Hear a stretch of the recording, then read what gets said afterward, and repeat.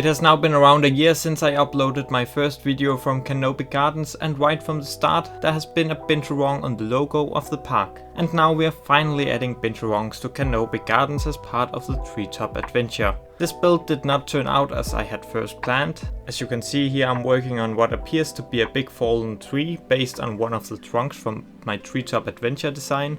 But this was a bit of a spontaneous idea because a design I went with before trying this didn't go as planned. The plan was to use some of the structures I also use for the red pandas, but I just couldn't make the Binturongs make them recognize them as something they could climb, or at least not a very big part of it. So I decided to go for something different and came up with this fallen tree idea, where part of the tree is kind of hanging out over the edge, so it feels like it goes out of the habitat and more in the direction of the guests. A lot of the speed build here will be about moving around and fixing this trunk to make it work as good as possible, which was kinda complicated at times. Now it's maybe not the most fascinating thing to watch, but there will also be some parts where we're decorating the area around the tree here and adjusting the habitat some more. And then I use these log pieces to detail the trunk a bit more. The idea is that this is not supposed to be a real tree,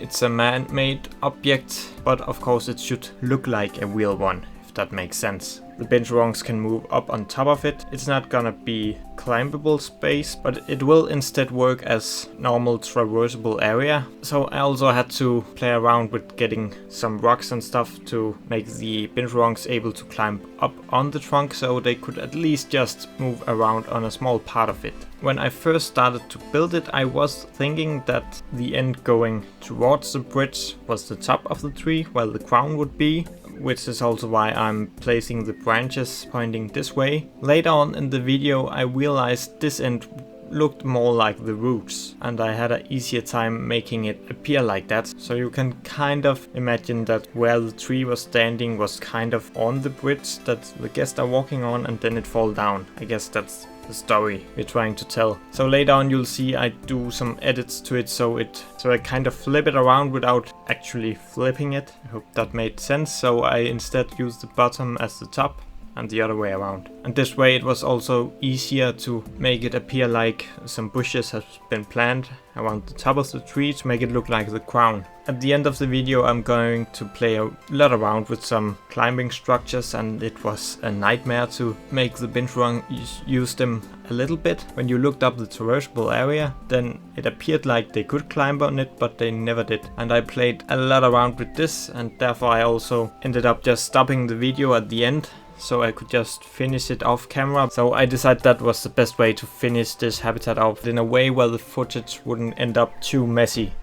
This habitat almost appears like, it's kind of like the diorama maps almost. The idea is that the Binturongs will mostly just stay up here, they'll not have much reason to go down. But later on I did add a wall around the bottom of it, just in case they go down there they are not escaping. But I think to some degree you could make this without a barrier in the bottom, as long as the Binturongs wouldn't be able to climb down from here. But I felt like it was better to be on the safe side. It's maybe not the most realistic build I have done. Probably not impossible, but I feel like there's a lot with this where you probably wouldn't do it like that. But I wanted to have fun with it, and I quite like the result, even though it was a nightmare to complete, mainly because of the climbing structures. In the end it's a quite small habitat, it's not very big. Probably wouldn't work in franchise, I imagine, but I don't care about that.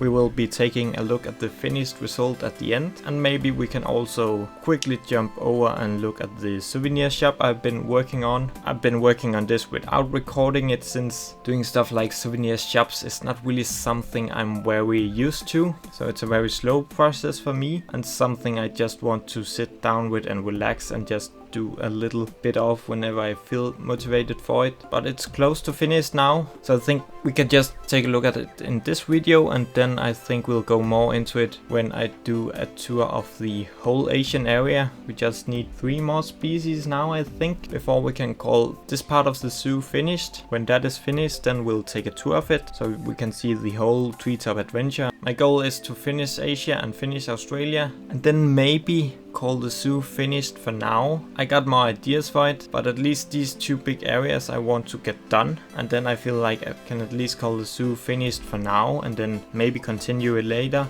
maybe not, and then we can upload it maybe to the workshop as it is, take a tour of it, just to feel like I have completed something, even though I haven't finished off.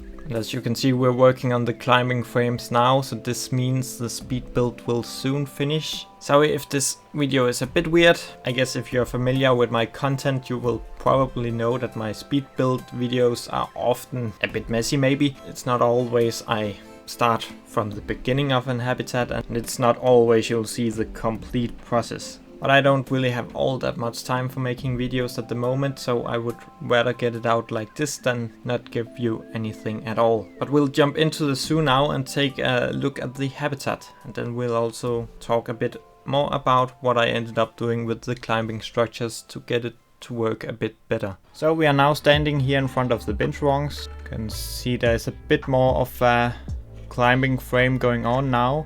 We use these nest pieces, which is kind of the only shelter I gave the Binturongs here, since we are in a climate that should be suitable for them. So I believe it would be enough for them just to have these to seek some shelter from the weather and so on. Otherwise it's a fairly easy animal to move somewhere else. These nests, I forgot to say, they are part of the, I don't know if we can't see them from here, but they're from the red panda habitat.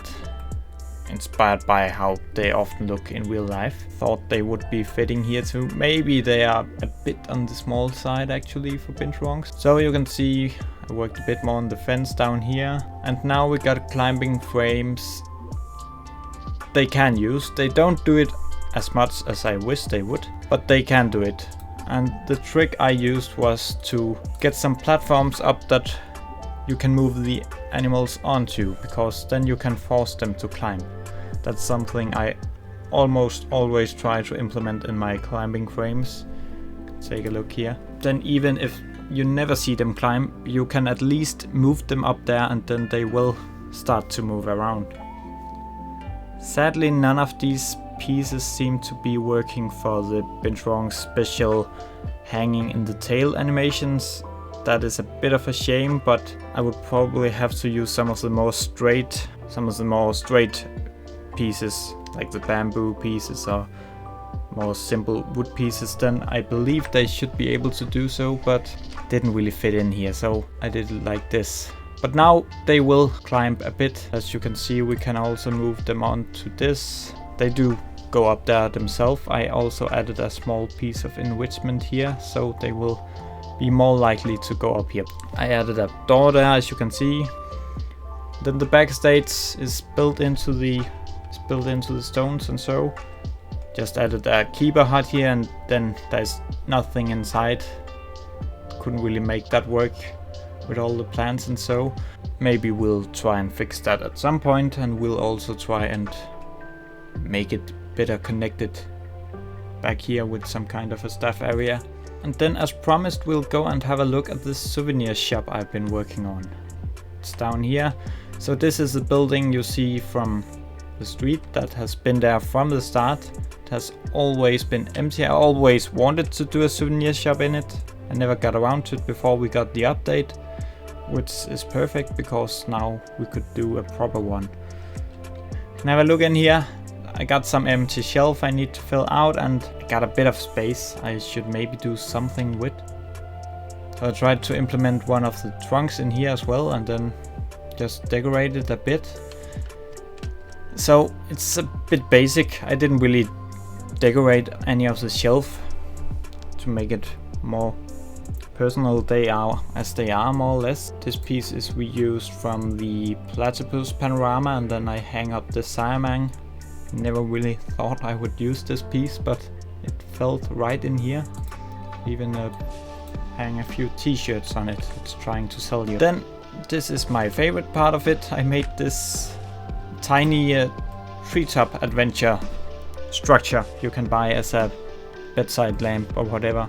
There's a small lamp bulb up here. Put something in here with a bit more of a connection to the park. put a few more here. They're quite fun. And then I quite like the doors I ended up with. So you can close off here. There are 2 entrances to the shop, but the staff will go in here because these can only be closed from the inside, so I had to make a way in for the staff. This was a quick look at the shop. I will probably finish it a bit more at some point, and then whenever we do a full tour of this Asian area, we'll have a better look at it. Make sure to like the video if you had a good time here with me today, and make sure to subscribe to the channel so you can see how all of this will turn out in the end. Thank you for stopping by, and I hope to see you soon.